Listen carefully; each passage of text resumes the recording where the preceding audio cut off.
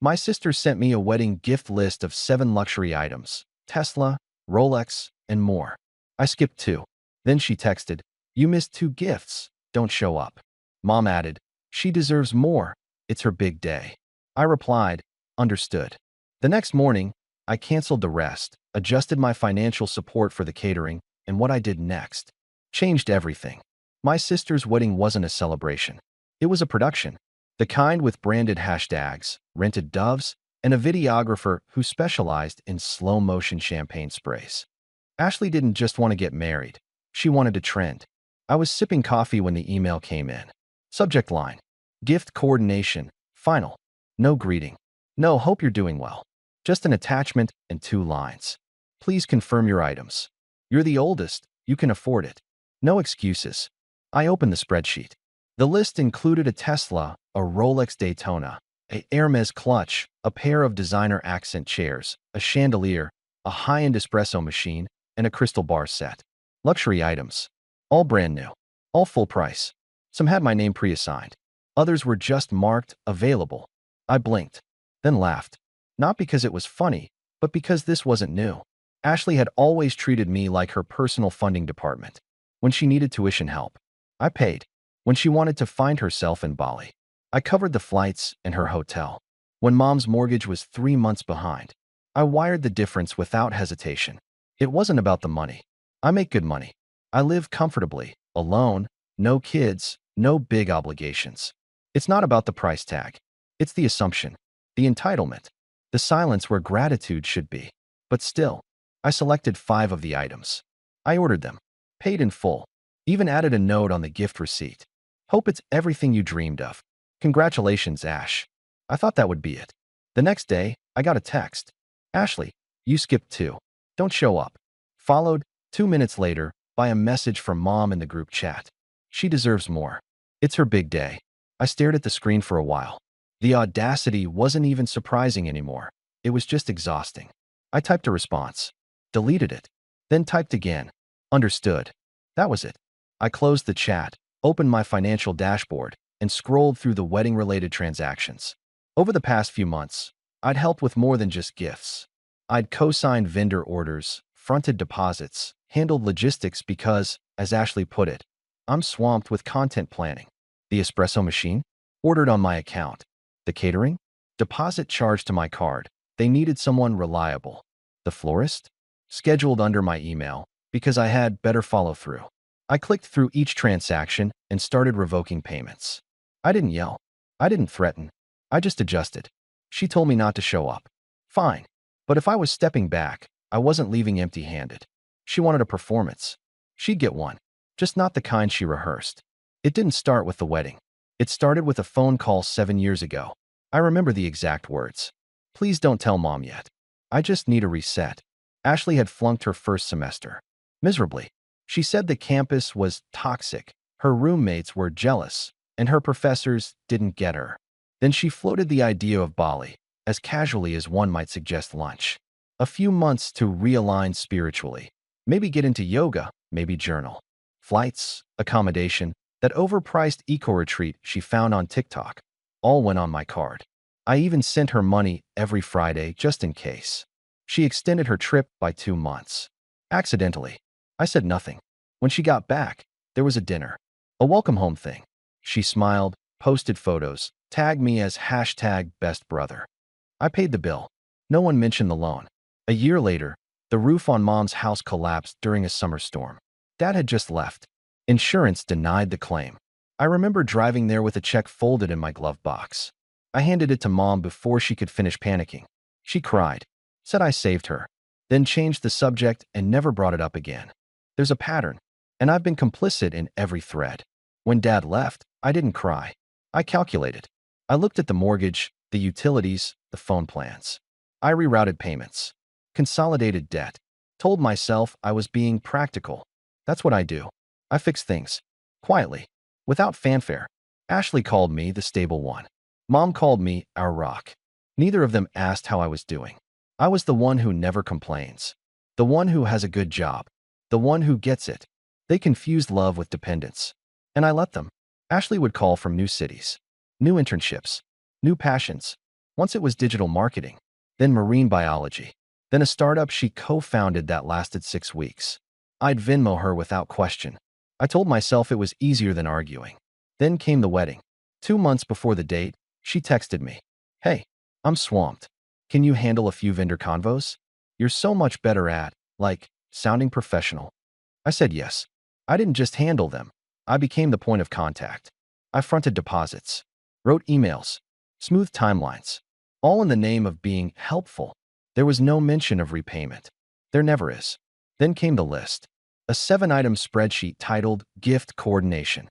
Tesla Model Y, Rolex Daytona, Hermes clutch, Loewe chairs, La Marzocco machine, Baccarat bar set, a designer chandelier. Next to my name, items 1 to 5. Thank you. I bought them.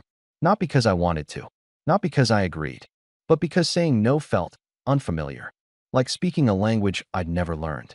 The next day, she texted, You skipped 2. Don't show up. I stared at the message for a long time. Then came a new one.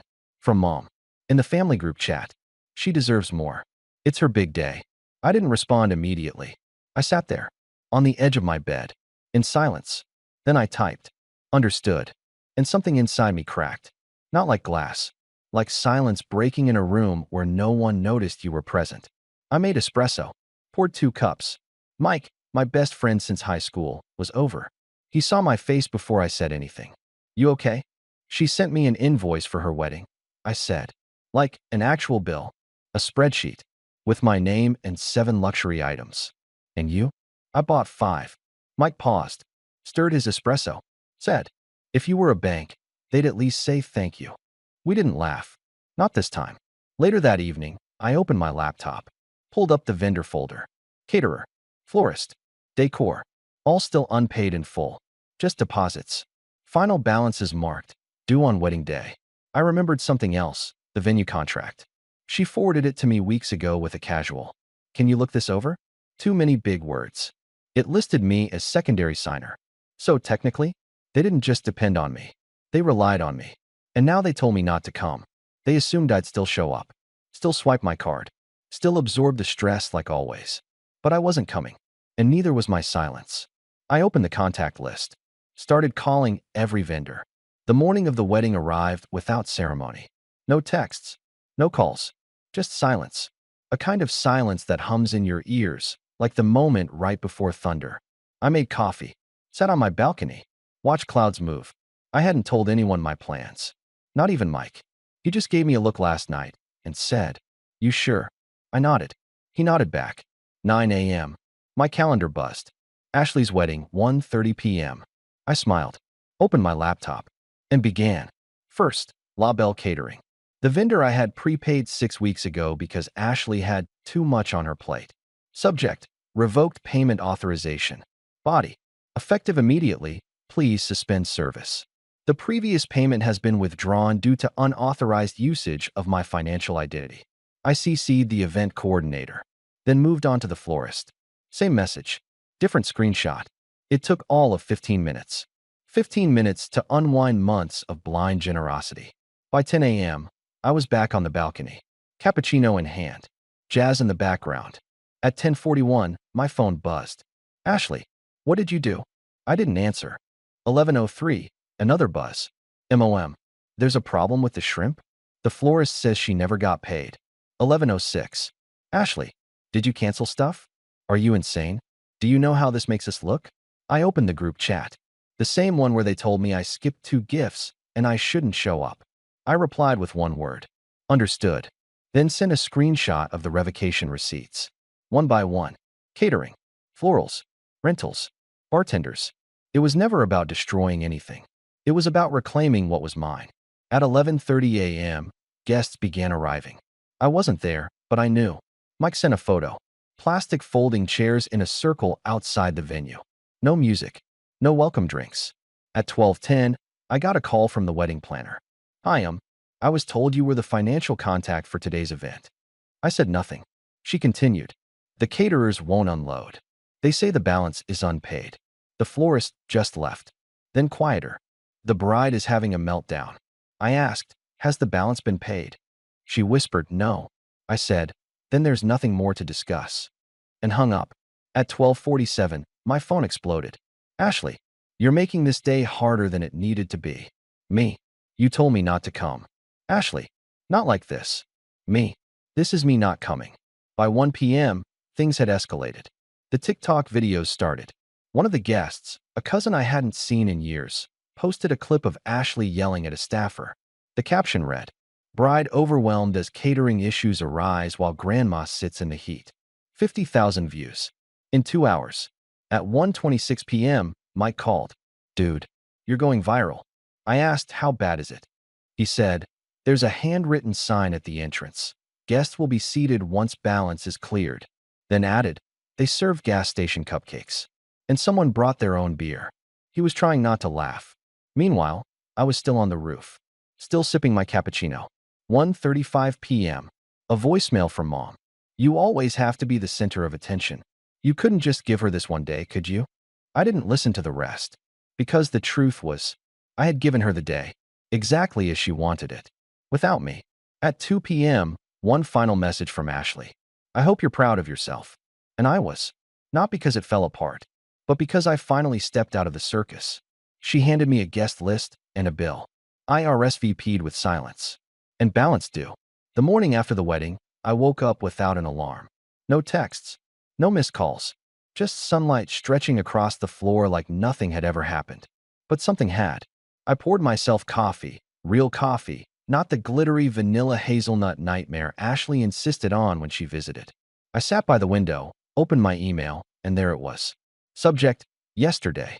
From Mr. Dunning, my 11th grade English teacher. I don't know what happened, but I've never seen a bride scream about unpaid shrimp while guests sat on plastic chairs. I'm sorry you went through that. And I'm proud of you. I didn't know he was even invited. A second email pinged in. From David, a cousin I hadn't spoken to in 4 years. "Dude, they replaced steak with sliders. Plastic forks." And Ashley yelled at the violinist. "Did you really pull the plug?" No emojis. No LOL. Just that. I took a deep breath. Opened Instagram. A handful of guests had posted filtered photos, tightly cropped, dim lighting, no wide shots of the venue. One post stood out. A short reel from the photographer's assistant. Not meant to go public. It was raw. Chaotic. Honest. The clip showed the gift table. Or what was supposed to be one. A folding table. 2 boxes. One already half open. The caption read, "The thank you corner." And then Ashley's voice in the background. "This is unacceptable. Where are the rest?